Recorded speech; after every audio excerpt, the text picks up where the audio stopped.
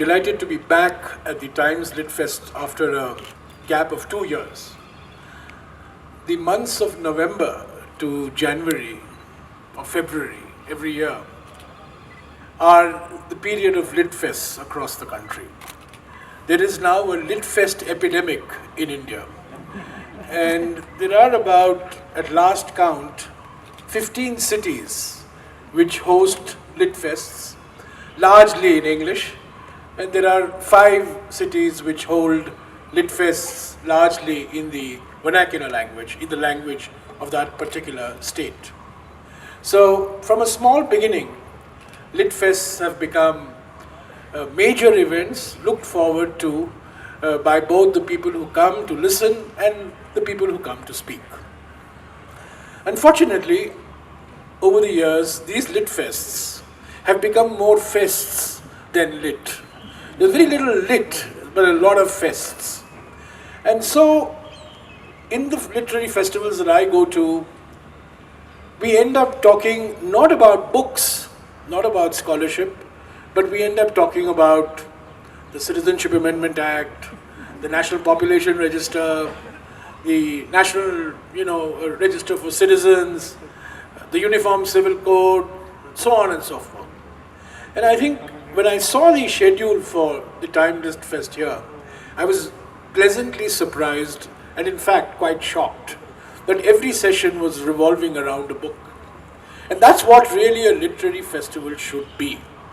A literary festival should be about books. It should be about authors speaking about books, and it should be about the audience buying the books. Because writer of books cannot survive unless those books are bought. So the idea of a Lit Fest is it's a marketplace of ideas. It's not a marketplace where literary personalities come and speak of public issues, but it's a place where authors come and showcase what they have written. And the audience participates in that process. So I'm very glad and I congratulate Vinita for having pulled this coup off. Because I can tell you, I can't find any other Lit Fest which, in my recent memory, which has focused exclusively on books, exclusively on authors, and also made space for the vernacular language, the regional language, because I think there is a danger in this country about equating intellectualism only with the English language. Some of the greatest intellectuals and authors of our country have written in vernacular, regional languages, and I think Lit Fests would be doing a great service if we can showcase these authors as well. In fact, one of the best books I have read recently was an extended conversation with U.R. Ananthamurthy, a great figure of Kannada literature, of Kannada poetry, of Kannada academic, who wrote largely in Kannada, but was not considered to be an intellectual in the English-speaking world, but was actually a very powerful public intellectual in the Kannada space. And he has given a series of interviews to Chandan Gowda, a professor in Bengaluru, and that has come out in a book form. And he highlights the problems of being a bilingual intellectual, a bilingual author in a society where really acceptance is still predicated on felicity with the English language. When Vinita asked me what I want to speak on this morning, I said I want to speak on scholarship in the time of politics. Many of you may have read Gabriel Garcia Marquez's wonderful novel, Love in the Time of Cholera. Scholarship is love, politics is cholera. So scholarship in the time of politics is what I wish to speak to you on today.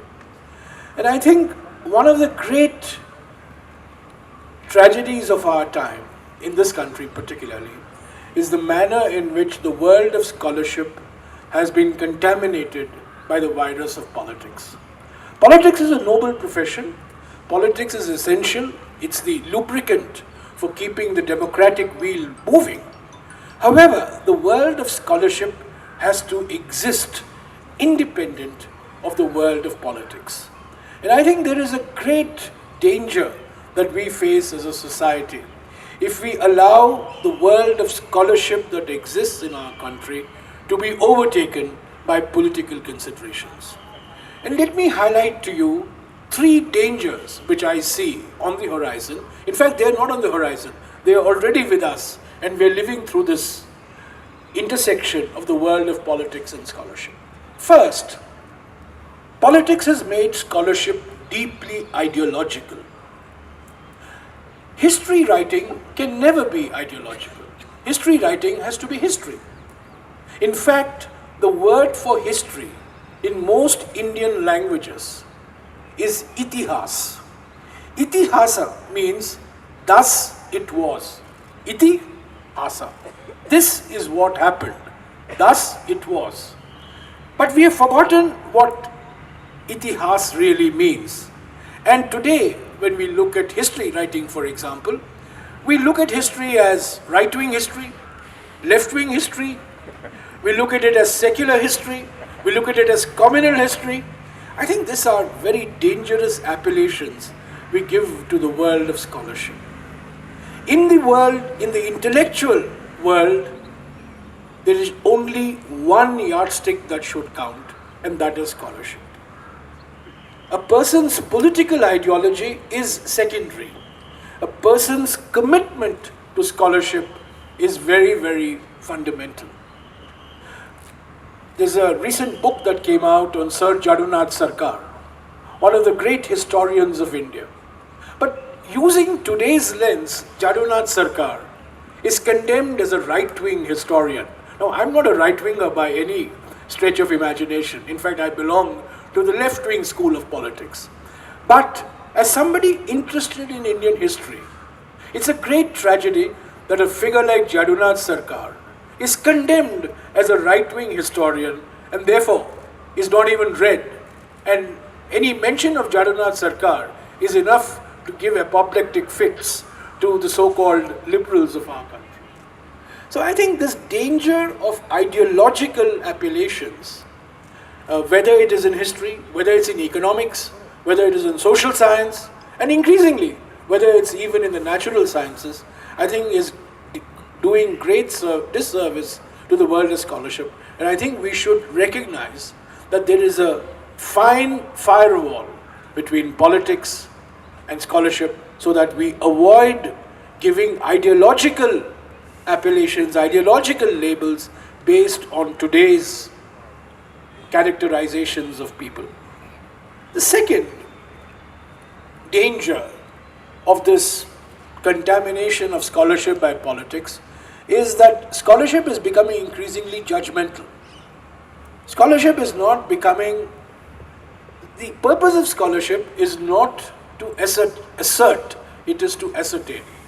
But increasingly we are finding historians, economists, scientists, psychologists, authors coming up with what they see as the final word, what they see as the ultimate truth. One of our most ancient Upanishadic sayings is Ekam Sat Vipra Bahuda Vadanti. Truth is one, but people speak it differently. So we have lost this respect and tolerance for diversity.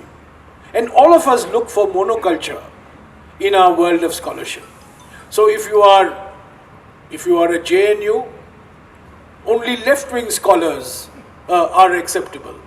If you are some other institute which has been taken over by the right, only right-wing scholars are acceptable. So institutions then become echo chambers. The converted preaching to the converted. Dialogue, debate, dissent, argumentation, which is the hallmark of Indian civilization, is becoming obliterated, is just getting obliterated.